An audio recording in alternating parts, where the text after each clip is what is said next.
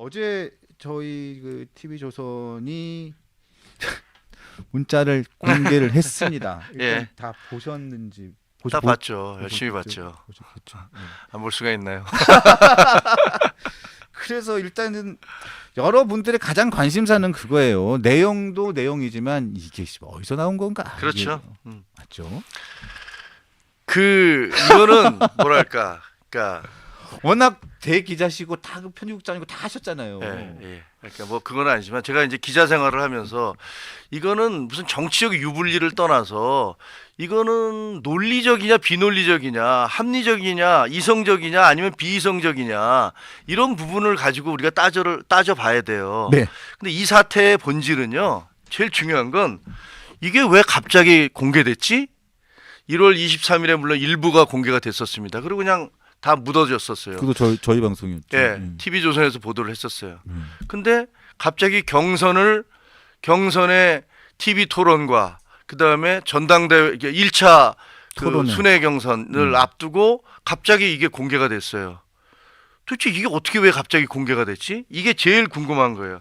그게 CBS에 있었던 김규환 기자가 그 목요일인가 언제 이렇게 얘기하면서 지난주 목요일입니다. 예, 목요일 날 저녁에. 공개를 하면서 그거를 이제 공개를 했는데 첫 번째 그분은 그걸 누구한테 받았을까?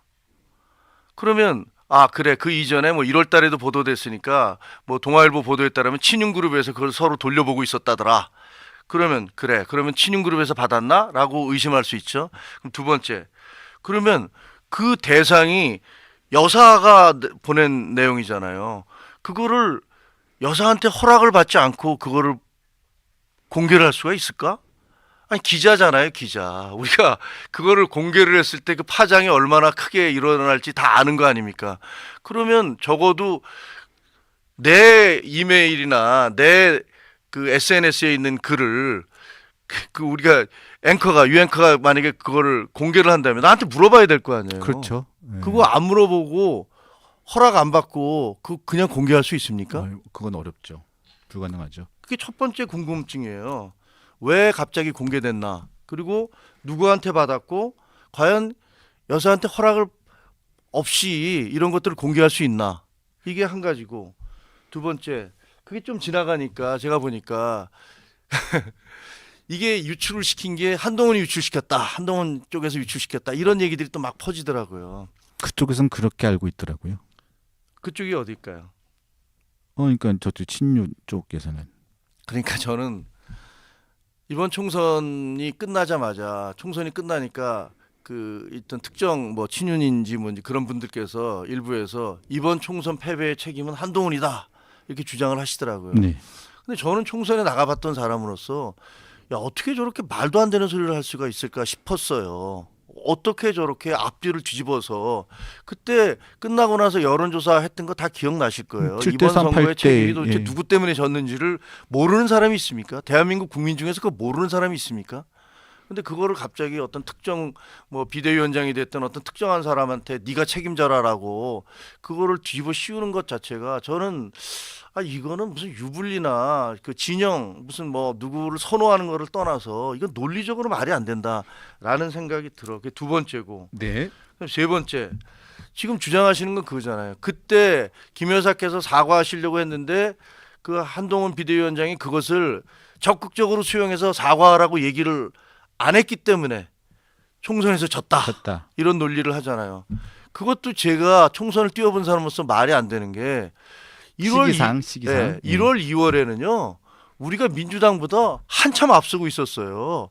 그 백 사건이 터졌음에도 불구하고 한동훈 비대위원장이 뭐 나는 총선 출마 안 하겠다라고 하면서 막 그 돌고 다녔잖아요. 그래서 우리가 서울 지역에서 압승이 예상됐었고 심지어는 경기 지역에서도 우리가 이길 거다라는 그런 분위기가 굉장히 팽배해 있었어요. 백 사건 때문에 그 사과를 안 해서 우리가 총선에서 졌다는 건 정말 말도 안 되는 기억 조작이거든요. 제가 그때 현장에 있었는데 그거 봤는데 1, 2월 달에 백 사건과 상관없이 우리 당은 앞서고 있었고 이기는 줄 알았어요.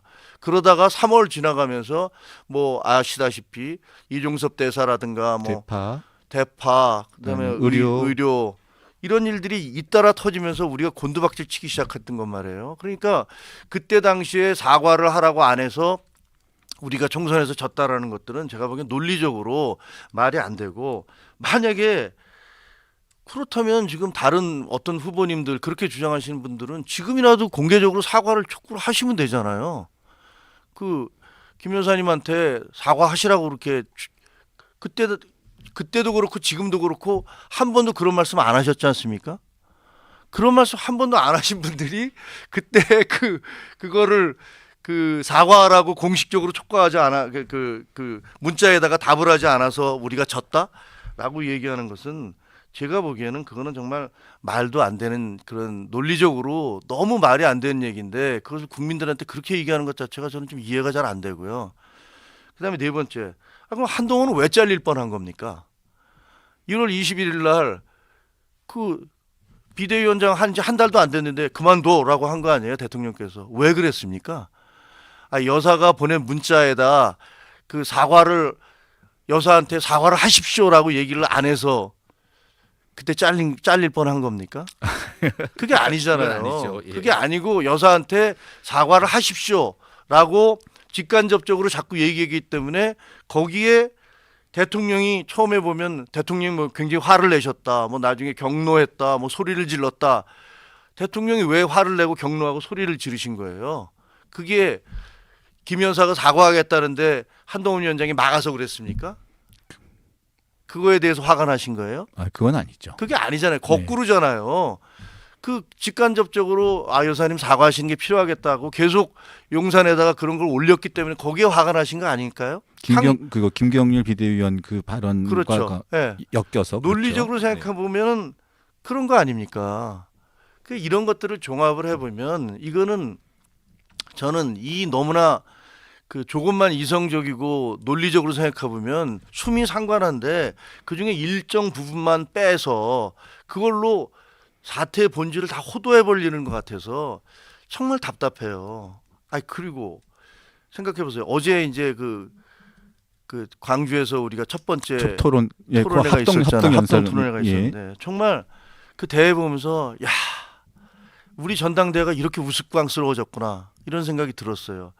그 대회는 우리가 어떻게 당의 변화와 개혁을 이끌 것인가, 그리고 어떻게 민주당과 싸워 이길 것인가, 어떻게 저렇게 총통제로 변화가고 있는, 그리고 일당 독재로 가고 있는 민주당을 이길 것인가, 거기에 대한 비전을 제시하고, 그다음에 보세요. 호남은 지금 우리가 전멸을 했어요. 계속 전멸하고 있어요. 옛날에 군사정권 시절에는 호남 포위 전략이라는 게 있었어요. 다른 지역이 다 호남을 포위했어요. 그거 옳지 않은 거죠. 그렇죠. 근데 지금 어떤 일이 벌어지고 있습니까? 영남 포위 전략이 지금 민주당이 구사하고 있는 거 아닙니까? 네네. 영남을 빼놓고 다 우리는 호남에서 전멸, 수도권에서도 거의 전멸에 가까운 패배. 그래갖고 영남만 남았어요. 과거의 호남 포위 전략이 이제는 영남 포위 전략처럼 돼가고 있어요. 그럼 이걸 어떻게 깨버릴 것인가? 호남에 돌아선 민심을 우리가 어떻게 이렇게 끌어올 수 있을 것인가? 이런 논의가 있어야 되는 거 아닙니까? 그리고 나라를 어떻게 이끌어갈 것인가? 지금 뭐 북한의 김정은과 그다음에 그 독재자들이 시진핑과 푸틴이 서로 동맹을 맺겠다고 저렇게 지금 그럼 우리는 이걸 어떻게 할 것인가? 이런 문제들이 얘기가 됐어야 되잖아요. 왜 경선에서 대통령이 끌어들여오고 무슨 문자 얘기가 나오고, 저는 정말 이게 아직도 정신을 못 차렸구나. 국민들로부터 그렇게까지 심판을 받았으면 이제는 진짜로 대여각성을 하고 어떻게 우리가 국민들에게 다가갈 것인가, 이것을 고민을 해야 되는데 그게 없구나. 그래서 너무 어저께 광주 대회를 보면서 좀 우울했어요.